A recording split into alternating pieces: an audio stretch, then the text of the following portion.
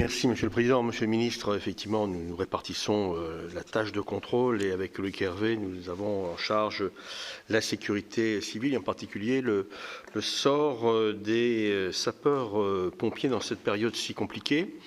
Vous avez rappelé à juste titre il y a quelques instants que les sapeurs-pompiers relevaient essentiellement en termes de rapport hiérarchique et financier aussi des collectivités territoriales, sauf ceux de Marseille et de Paris qui sont placés sous votre autorité en tant que fonctionnaires d'État. Mais vous avez l'autorité opérationnelle sur les sapeurs-pompiers.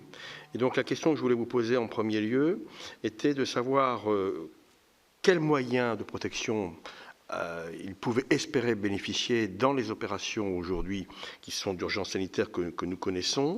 Vous avez rappelé votre mobilisation pour les fonctionnaires de l'État. Est-ce qu'il y a des contacts privilégiés avec les départements, et notamment l'Assemblée des départements de France, pour vérifier que les sapeurs-pompiers en activité aujourd'hui sont protégés dans leurs différentes interventions, notamment par les masques, les gels hydroalcooliques ou encore les gants. Ils en ont d'habitude, mais la multiplication des interventions peut amener à une forme de saturation en termes de moyens.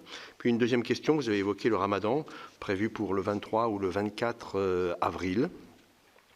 Nous savons qu'il peut y avoir des provocations, vous l'avez vous-même évoqué, je vous en remercie, des provocations totalement dommageables.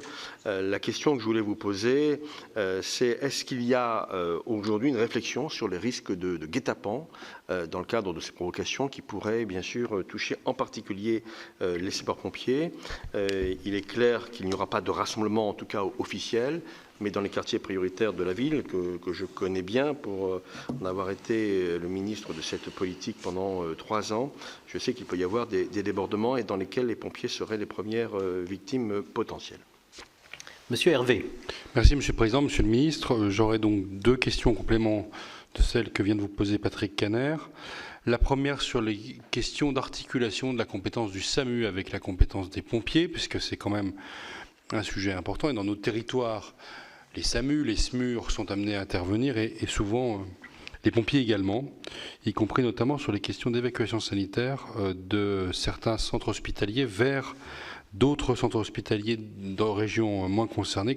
Quel retour avez-vous sur cette articulation importante? Et par ailleurs, vous avez évoqué tout à l'heure la question de la reconnaissance de la maladie professionnelle, du Covid comme une maladie professionnelle. Vous avez dit que vous attendiez une réponse. Est-ce que cette réponse est imminente ou est-ce qu'il faudra encore attendre quelques semaines pour avoir cette réponse et rassurer les pompiers notamment, mais ils sont parmi évidemment d'autres à être exposés à ce virus et à peut-être malheureusement pour ceux qui sont concernés et qui auraient des séquelles devoir justifier la reconnaissance de la maladie professionnelle. Je vous remercie.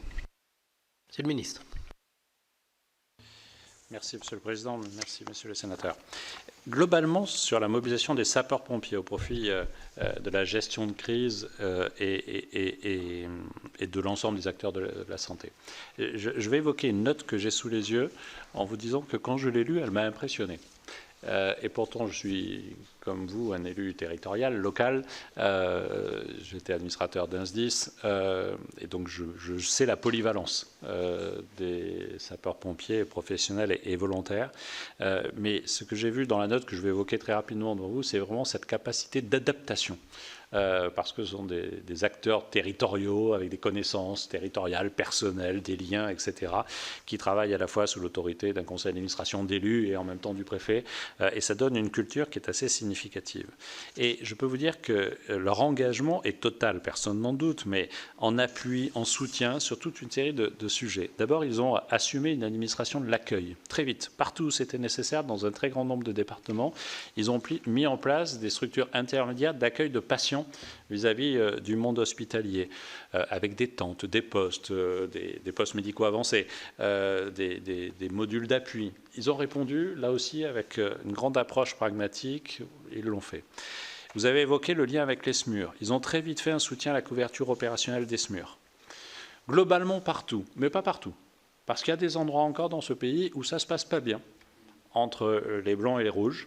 Je le regrette. Et si certains savent les complémentarités, en étant chacun à sa place, d'autres ont pu bloquer. Il m'est arrivé d'avoir des hélicoptères, même de la sécurité civile, qui ne soient pas utilisés parce qu'il n'y avait pas de médecins de l'hôpital disponible et qu'il n'y avait qu'un médecin de la sécurité civile. Et je ne vais pas donner l'endroit, mais c'est arrivé. Je m'en suis ouvert parce que je ne comprends pas comment ce genre de dysfonctionnement peut faire. Mais globalement, soutien opérationnel très puissant au SMUR, partout c'était nécessaire. Un appui logistique sous forme de prêt d'équipement, là aussi, de façon très volontariste, très engagée, très proche du terrain, ce que chacun et chacune ici connaît bien. Des moyens humains mis à la disposition, parce qu'il y a eu une évolution, il y a eu un transfert, il y a moins d'accidents de la route aujourd'hui. On sait que c'est un sujet de fort engagement et de forte mobilisation de nos sapeurs-pompiers. Et donc, du coup, ils se sont engagés aussi pour armer d'autres moyens nécessaires en tant que de besoin.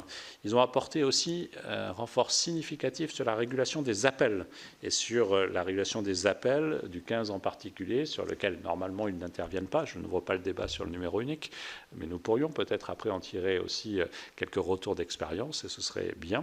Mais ils ont su aussi se mobiliser sur ce sujet-là, comme ils ont su aussi le faire en renfort de mission. Et si je prends un dernier exemple dont nous avons parlé, je vais en prendre encore plusieurs, hier avec les préfets et les ARS, c'est l'appui à la réalisation de tests virologiques, en particulier dans les EHPAD. Les ARS se sont appuyés aussi sur le réseau des pompiers pour développer les capacités d'intervention rapide dans les EHPAD pour procéder aux tests virologiques. Et donc, où l'armement des... je vais finir avec l'armement des centres Covid et le transfert de patients. Donc ils ont répondu vraiment de façon très significative, très engagée, et votre question me permet de souligner cela.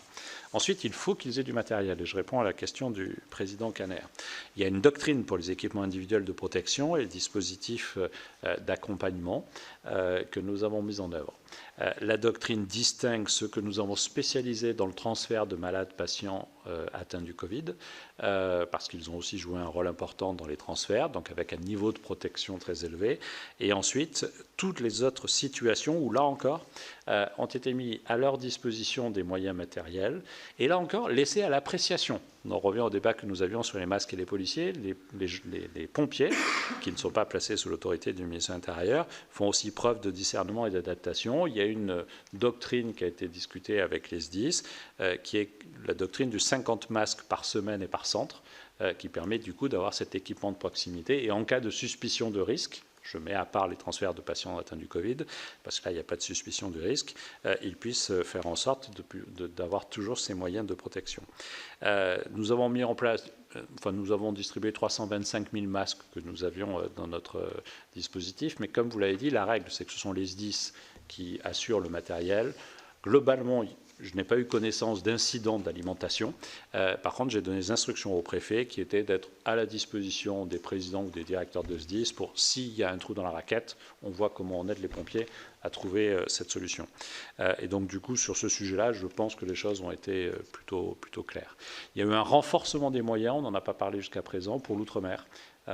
Et là aussi, un engagement particulier aussi de la Direction générale de la sécurité civile et de la gestion de crise, y compris dans les moyens militaires qui ont été projetés, où on a mis aussi des moyens spécifiques de la Direction générale de la sécurité civile et de la gestion de crise pour renforcer notre capacité d'intervention. Vous m'avez posé la question de la réponse sur la reconnaissance ou pas de maladies professionnelles. Je n'ai pas, il faut dire que je l'ai lancé la semaine dernière.